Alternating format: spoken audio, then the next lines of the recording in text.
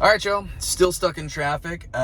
So I guess I'll talk about how we actually got here, because it's one of those things that, like, this country should never be in the position that it's in right now. We shouldn't have two guys who are, one in their 80s and one going to be in their 80s running for the president of the United States. I'm not ageist, but like, nobody wants to see a rematch between Biden and Trump. No, neither one of them should be the nominee.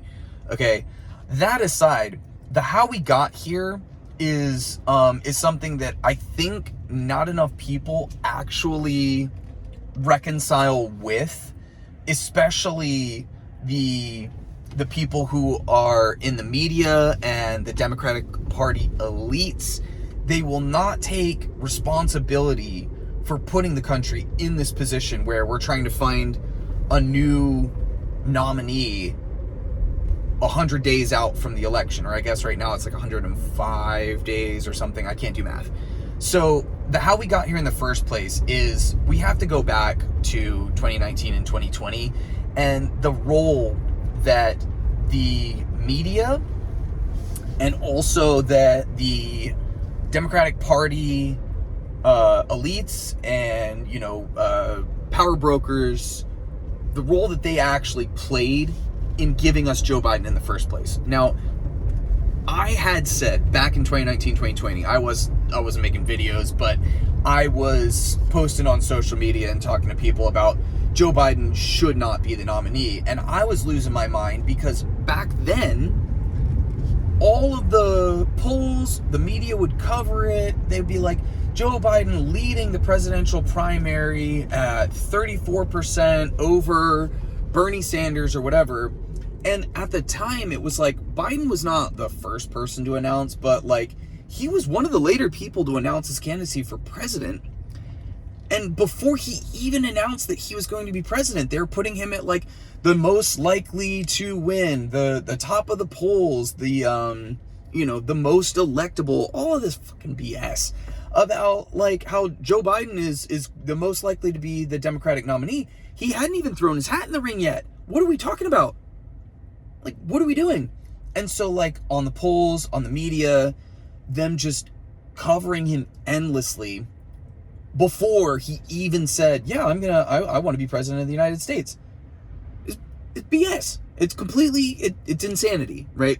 And the reason they do that is because, he's got this immaculate record of, like 187 years in the Senate, and then he was VP before, and so like he's the most qualified, and he was VP, so it's his turn or whatever, right? It's just like, how we get to Hillary Clinton being the nominee in 2016. It's like, it was her turn, and she's the most electable. Putting aside the fact that Joe Biden was having massive problems back then. Massive problems. Okay? And anybody who was paying attention back then knows that, like, Biden was, right now, the reason he dropped out of the race is because, like, he's having brain farts every time he opens his mouth. But he was doing it back then, too. It just wasn't quite as often. And back then, all of the media, all of the, the Democratic Party apparatchiks would run cover for him, and they would say, oh, he's gaffe prone. Oh, it was a gaffe when he like got upset with a voter that he was talking about and called him fat. When challenged him to a push-up contest and said that, like, he all of this stuff, like, said that he got arrested with Nelson Mandela. Like, it's just nonsense, like all kinds of crazy stuff. Like, his brain was oozing out of his ears 4 years ago, but they ran cover for him, and the media just like always spun it that like Biden was inevitable.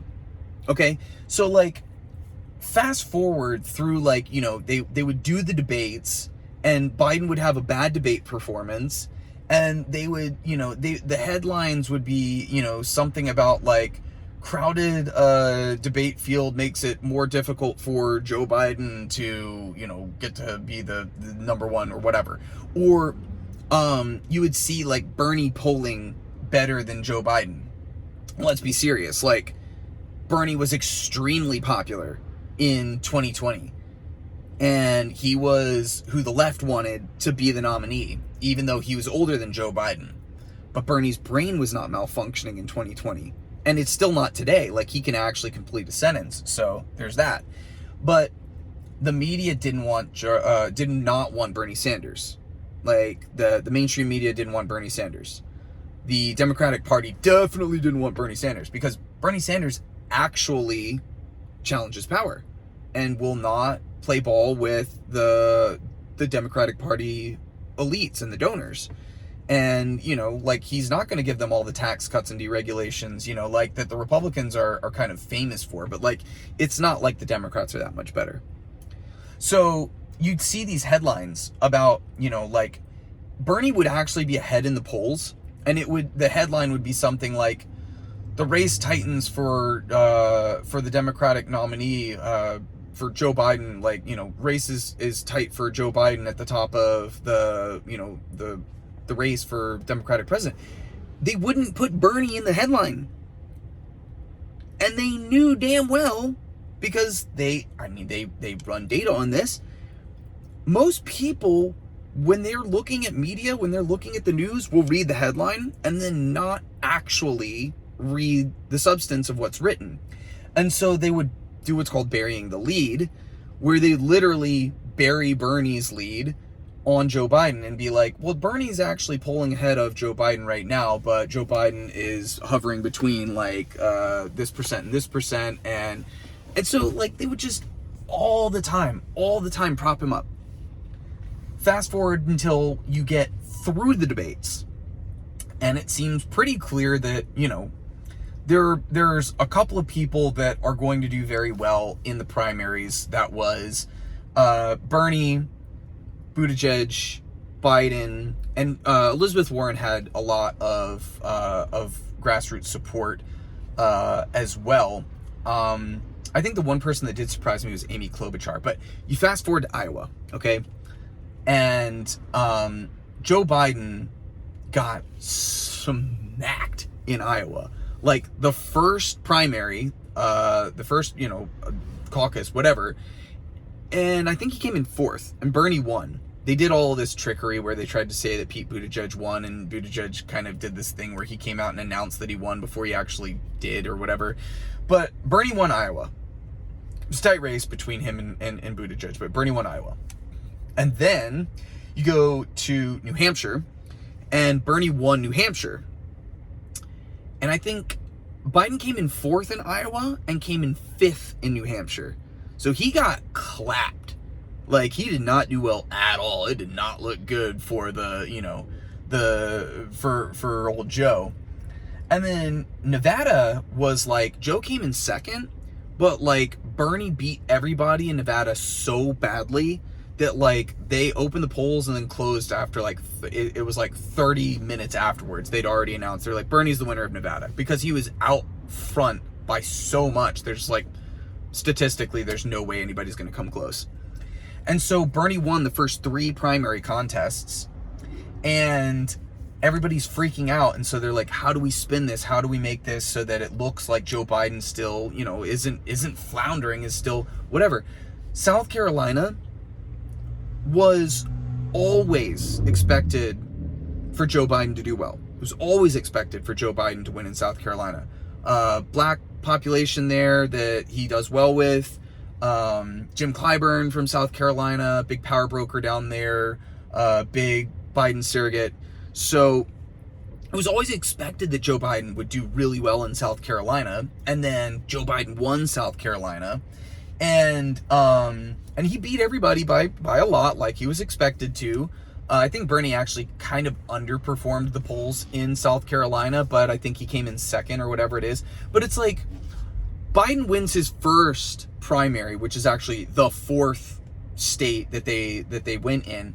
And then they did this like victory lap, like, oh, he's back. Joe Biden is the greatest candidate ever. And they make it seem like it's this big comeback story, even though he was always expected to win South Carolina. And then what happened? They all had, like, the power brokers, apparently, you know, there's reporting at the time, Barack Obama behind the scenes called people like Pete Buttigieg, like Amy Klobuchar, and got them to drop out. You know, he's basically like, hey, listen, dog, you're going to drop out and you're going to jump behind my boy Joe Biden. Okay? And we're going to take care of you. You're going to have a spot in the administration, but we're not going to keep splitting the centrist vote. You're going to get behind our guy. And so, like, it was right after that was Super Tuesday, Bloody Tuesday. Bernie's whole strategy was based around, like, running against a very, very divided centrist field. And all of them dropped out all at once. All of them endorsed Biden all at once. And then all of these people in all of the Super Tuesday states, like, who would have voted for Buttigieg, who would have voted for Amy Klobuchar, were all told, like, hey, your candidate is now endorsing Joe Biden. So a lot of them went over to Biden. And then, you know, like Elizabeth Warren, who was the only other person who really split the progressive vote, unfortunately stayed in the race. And so we had a split progressive vote and a consolidation of the centrist, you know, normie Democrat vote, moderate vote. And so, yeah, like, that's how we actually ended up with Joe Biden, was like, it took all the king's horses and all the king's men to make sure that Super Tuesday happened the way that it did, to make sure that he was, you know, the clear, like, standard bearer of the party. And they would do all this stuff, like, they played up the fact that, like, you know, Bernie had a heart attack or whatever. I mean, he did have a heart attack. It's not, you know, that's not, like, a not serious thing. But, I mean, like, they would always downplay the size of Bernie's rallies. And Bernie legitimately had, like, rallies with, you know, 20,000 people. Like, he came back and did one at the Brooklyn Bridge right after he had the heart attack. And it was an enormous, enormous number of people. And you'd see, like, Joe Biden might be able to fill like a middle school gymnasium. Like, there was never any excitement around Joe Biden. But there was always this, like, oh, he's the most electable, he's the most moderate, he's the one that we just have to get back to normal because we want to get, you know, we want to get somebody besides Trump, anybody besides Trump. Let's be clear. A ham sandwich could have beaten Donald Trump in 2020. He was that unpopular. Anybody could have beat Trump in 2020. And they just did this massive cover-up to make sure that nobody really knew how bad Joe Biden was. And it's extended the whole 4 years of his presidency. So, like, fast forward to today, Biden has done less press conferences than any other president, I think, in modern American history. And he did like a third of the number of press conferences as Donald Trump did. He skipped the Super Bowl interview. What? Who? That's a softball interview. That's free advertising that you get to talk to millions and millions and millions of Americans who are all watching the Super Bowl. He skipped it to do some TikTok nonsense. What the fuck? And you know, like, if you knew what was going on all along, you know that, like, dude, they're hiding him, right? Like, he's not doing press conferences because they know that he's going to say some crazy stuff, right? They know that he's going to look like he's falling apart, because he is, and he has been for a long time.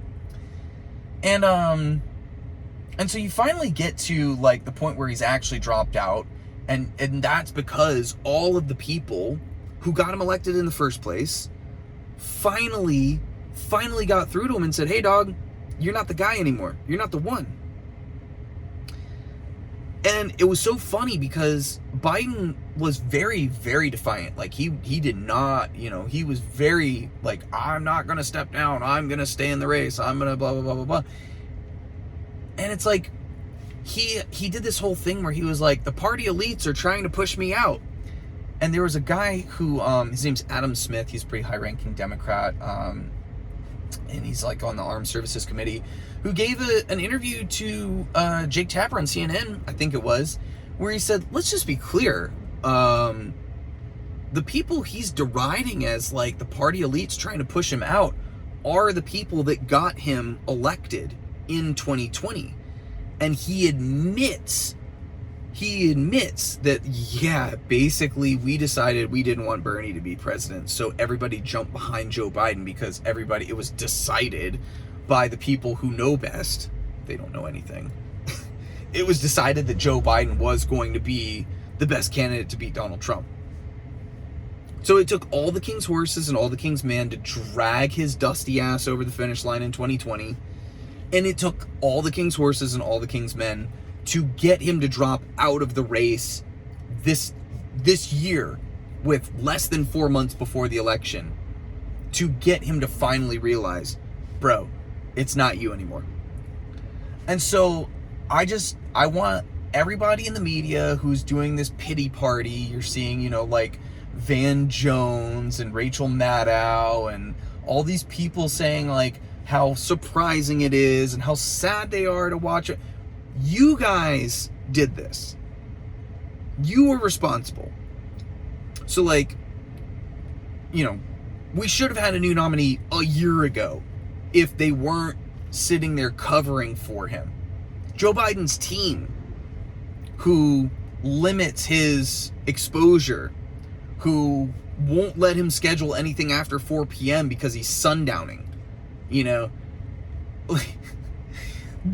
responsible for us being in this predicament in the first place. So just want to make that super clear that, when you go pointing the finger at anybody, if it's, if God forbid, Kamala or whoever the nominee does lose to Trump, we could have had somebody much, much better campaigning for president much earlier than 4 months before the election, or less than 4 months before the election.